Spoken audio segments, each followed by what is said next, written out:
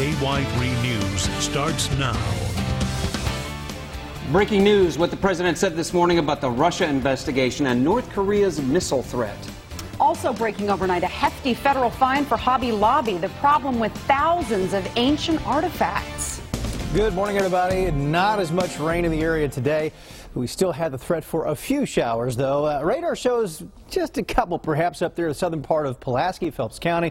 The majority of the low that caused all those storms yesterday has just moved east. But we've got a good deal of cloud cover, and for some of you, there is a little bit of fog to contend with this morning. That may actually thicken up as we go through the next couple of hours. Still mild, though. 71 in Springfield, same thing in West Plains. The only spot warmer is Salem. That's at 72. And not exactly a whole lot cooler elsewhere. 68, that's in Monette. Same thing in Branson, and then we got a 70 up at Camdenton and down in Mountain Home. High temps are still going to be below average today. We've had a lot of those this summer. A slower climb thanks to the cloud cover early on, and I still think we could see a couple of showers or storms out there later on today. So noontime reading should be somewhere in the mid-70s. A little more sun in the afternoon. I like that 84. There's a whole lot of hotter air coming in the 7-day forecast. I'll have that for you and your weekend in just a few minutes. All right, we're following breaking news. President Trump says he agrees that Russia meddled in the 2016 election. He made the statement during a news conference in Poland this morning, also commented on North Korea's latest test missile. As far as North Korea is concerned, I don't know. We'll see what happens. I don't like to talk about what I have planned, but I have some pretty severe things that we're thinking about. That doesn't mean we're going to do them. I don't draw red lines. Previews the president's agenda ahead of tomorrow's G20 summit. President Trump's in Poland, where allies are concerned if he'll support NATO. This morning, the president speaks to a dozen Eastern European countries meeting in Poland and to the public in a major speech at Krasinski Square. From there, it's off to the G20 summit in Germany and the much-anticipated first handshake with Russian President Vladimir Putin, suspected of meddling in the U.S. election. It's difficult to say exactly what Russia's intentions are in this relationship. The real question here is what does Trump put on the table that he wants from Putin? He is going to try to press President Trump to say, we, the two of us, are allies fighting for the interests of our two countries. Those interests include responding to North Korea's latest missile test. They've now showed that they can put a missile on America's doorstep. It's only a matter of time, probably 12 to 18 months. Forcing Kim Jong-un out of power, sanctions to pressure China to get involved, a cyber attack on North Korea's weapons, and military action, all options for the U.S. Tracy Potts, NBC News, Washington. The U.S. military says it's difficult to see how to stop North Korea without some kind of military strike. Vice President Mike Pence will pay a visit to Cape Canaveral today. He may provide new insight into how NASA's goals could be changing. Pence is heading up the newly reestablished National Space Council.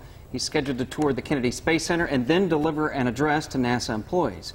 Pence will also learn more about NASA's new Orion spacecraft. Also happening today, Energy Secretary Rick Perry will tour a coal-fired power plant in West Virginia and the National Energy Technology Lab. President Trump has criticized a so-called war on coal and earlier this year signed an executive order to overturn environmental regulations in an effort to revive the industry. Last week, Secretary Perry said the Trump administration plans to use coal as an energy producer for years to come. Congressman Steve Scalise is back in the intensive care unit. The Louisiana Republican returns to the ICU due to concerns of an infection. Representative Scalise is now listed in serious condition. He's recovering from a gunshot wound. A gunman opened fire on the congressional baseball practice back on June 14th. Scalise got shot in the hip. He's gone through several surgeries since then.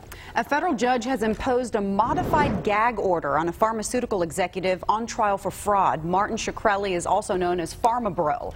The judge ordered him to stop tweeting or talking publicly inside or outside the courthouse about his case. Last week, Shkreli reportedly insulted witnesses and called the U.S. Attorney's Office, quote, junior varsity. Shkreli is best known for raising the price of an HIV drug by 5,000%. Federal investigators say they found evidence of homemade fireworks inside a destroyed home. That St. Joe home exploded on Tuesday. Firefighters pulled 3 people from the rubble. They are recovering in the hospital this morning. Now, neighbors told investigators that the tenants had been known for making homemade explosives in the past. The Springfield Police Department is trying to hire more minorities. So a panel of 6 officers representing different minorities greeted a group of potential recruits. The officers answered questions about their personal experiences.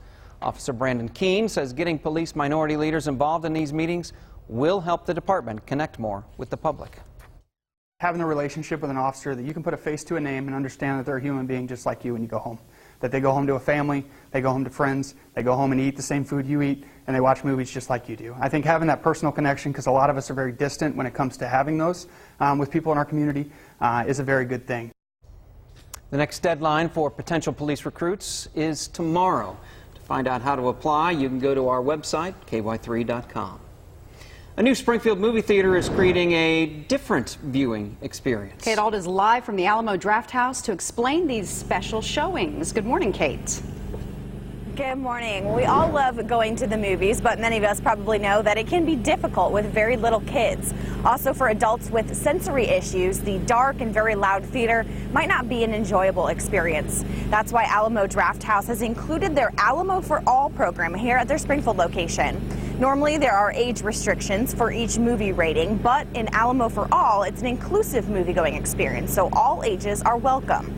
Plus, the lights are turned up a little bit and the sound is turned down a little bit. The theater's policy on talking and using cell phones is also relaxed, so it's okay to make a little bit of noise. It's a good atmosphere for younger kids and babies, but it's also geared toward people with special needs. Having that lighting brought up a little bit higher and then having that sound brought down a little bit lower makes them feel secure. It makes them feel safe in that environment. And that's not only just for people with with autism. That's everybody, for small children, and that could be for senior citizens or anybody that is disabled.